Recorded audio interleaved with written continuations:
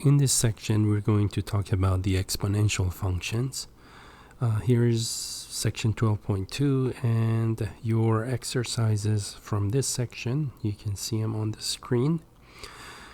I've actually highlighted your exercises for you, so you don't have to refer to the homework document. Makes it a little easier for you folks. Okay, so let's actually proceed. So what is an exponential function? An exponential function is simply a function that is in this form, a to the x.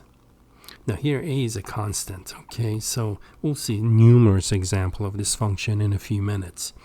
But it's important that the base of this function, the base in the exponential form, is a constant. And the variable actually appears in the exponent. Now here a is a positive constant. And it cannot be 1, because if a is 1, then you basically get a constant function. So it's for that reason. Now, here are, you can see example of exponential function, and I actually graphed one by plotting points. So the function we're looking at is f of x 2 to the x. Okay, it's this one, 2 to the x. So what I've done is usually what we do with a new function is we plot points. So we're going to plot points and then look at the behavior of the function. And I went ahead and picked the usual numbers, kind of typical numbers we pick for x. I picked -2, -1, 0, 1, 2, 3. So we're going to be plotting 6 points. Now when x is -2, I plug in a -2 in for x. And this becomes 2 to -2 using negative exponent rule. We can rewrite it as 1 over 2 squared, and 2 squared is 4, so the y value is 1/4, and I went ahead and listed the 1/4 here. Next, I plug in a -1 for x.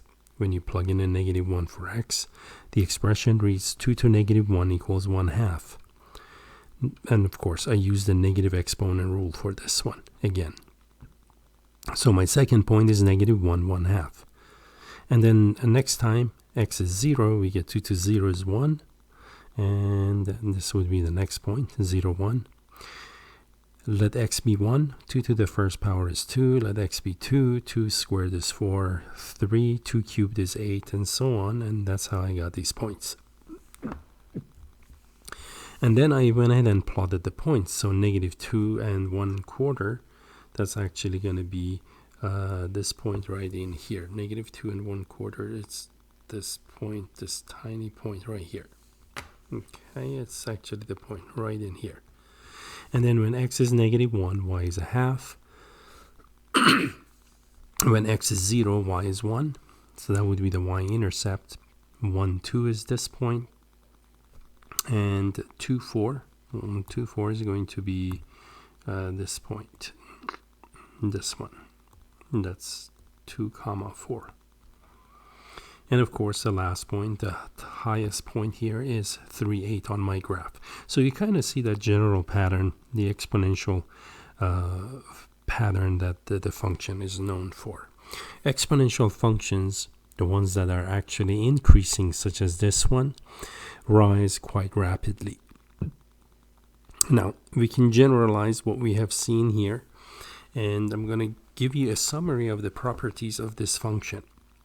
So, in general, if the base a, that's what in my example 2 was the base. So if base a is greater than 1, then the graph in general is going to look like what you're seeing here. And typically the graph would be rising as you go from left to right. The graph rises, and again the rises very rapidly for large values of x. And here are the properties of this function. The domain means what all x can be. What can you plug in for x into the function? So the domain is going to be from -infinity to infinity. That's the domain. And I've shown you that in red here, the x-axis. That's the domain. That's all x can go in. Anything can go into this function for x. The range, which is the output from the function, that's going to be from 0 to infinity. That's going from here all the way up to infinity. And in blue, that's what the range is. Now, there's actually what I call here a floor. The floor technically is called a horizontal asymptote. The P, by the way, here is silent. That means you don't pronounce it when you say this. Some call it asymptote, but usually people call them asymptote.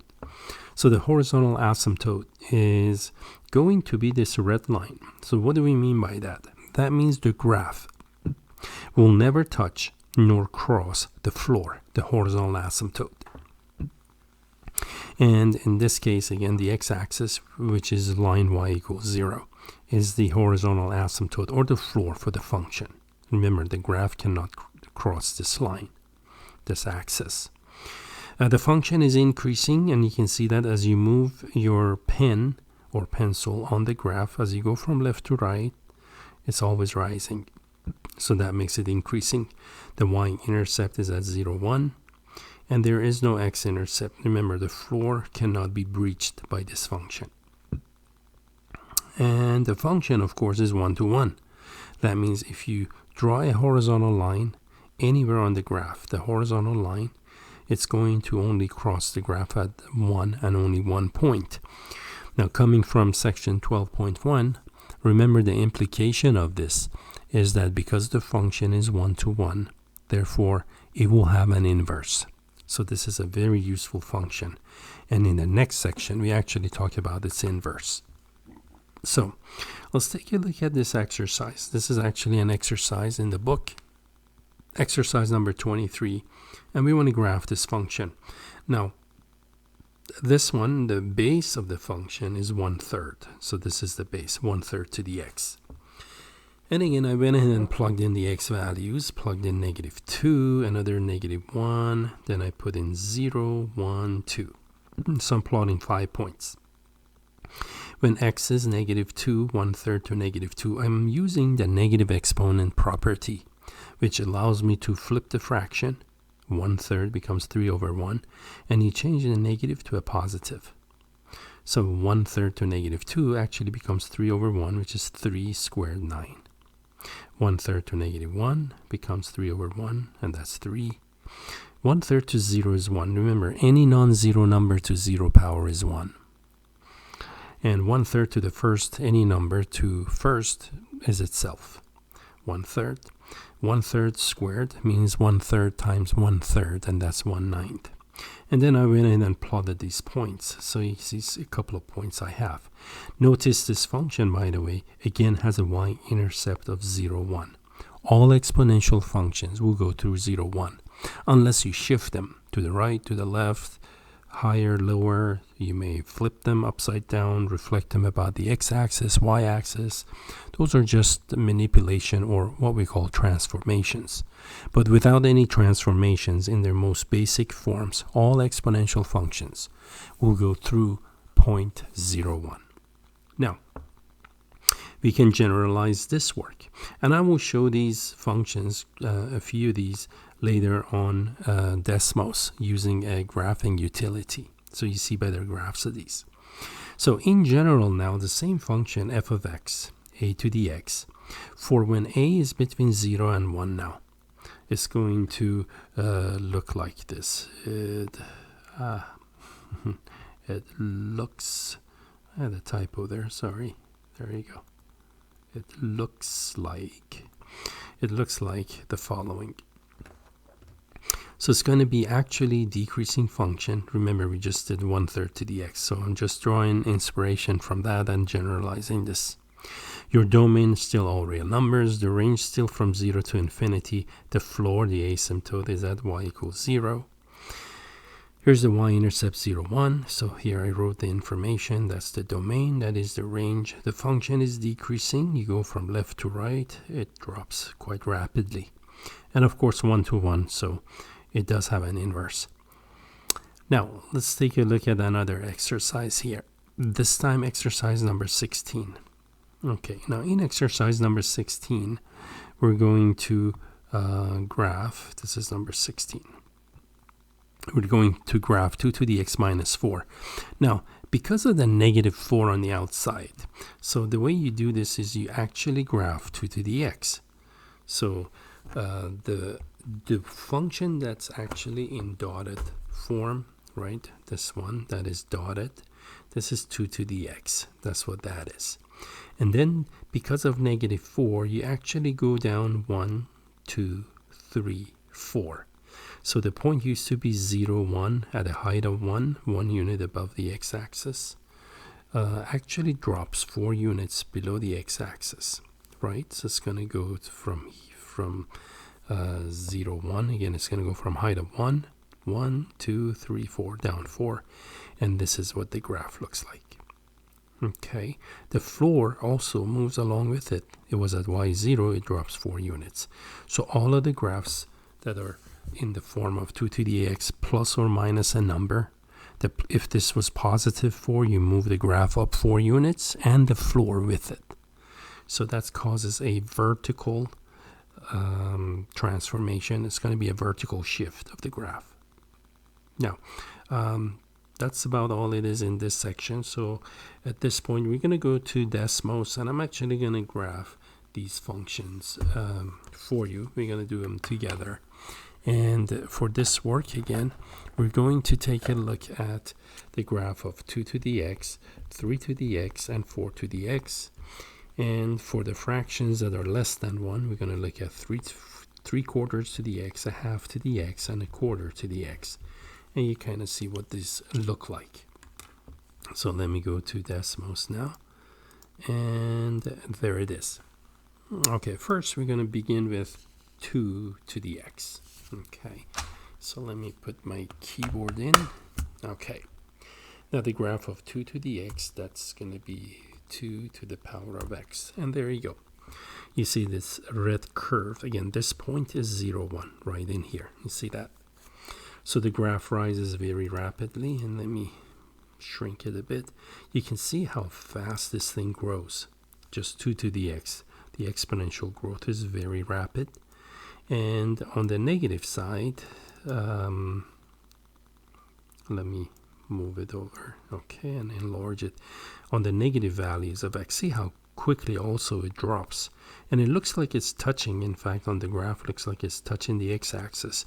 But theoretically it doesn't anyway. It's hard to see that on the graph because the scaling that's going on.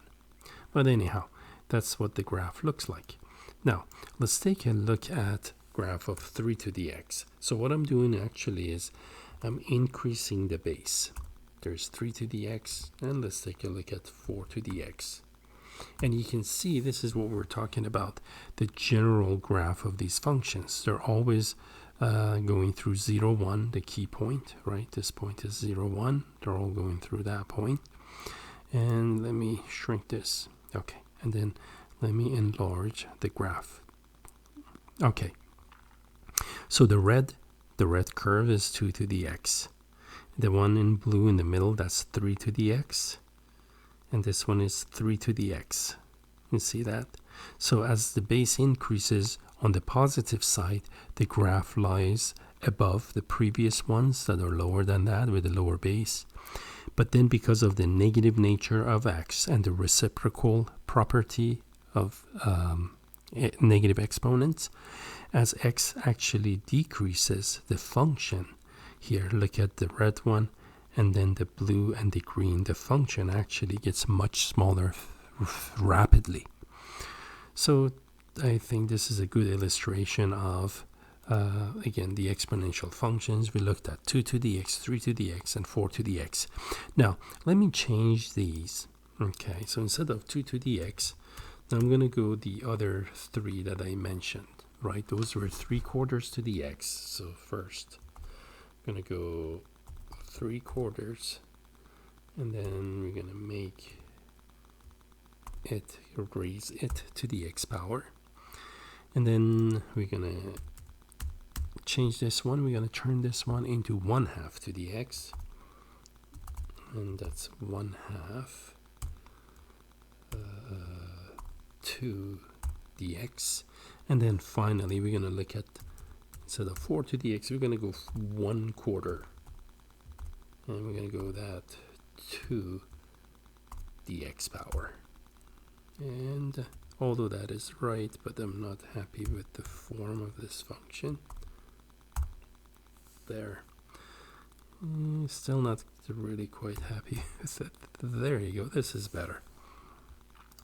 So anyhow, that's what that is. So remember, we got 3/4 to the x, 1/2 to the x, and 1/4 to the x. Now, which one is which? The one in red is 3/4 to the x. So notice that number is close to 1. So this is what the curve looks like.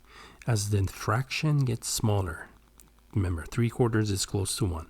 A half is not as close. So for 1/2 to the x, the graph actually rises on the negative sides, and 1/4 to the x is going to rise even faster for the negative x values.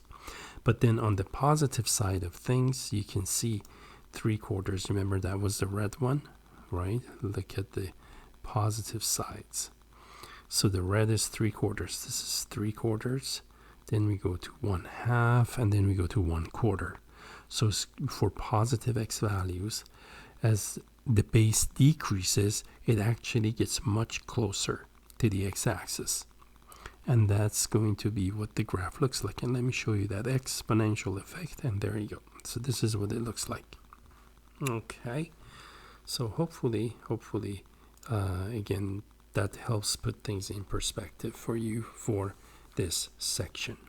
Much better than if I did them by hand.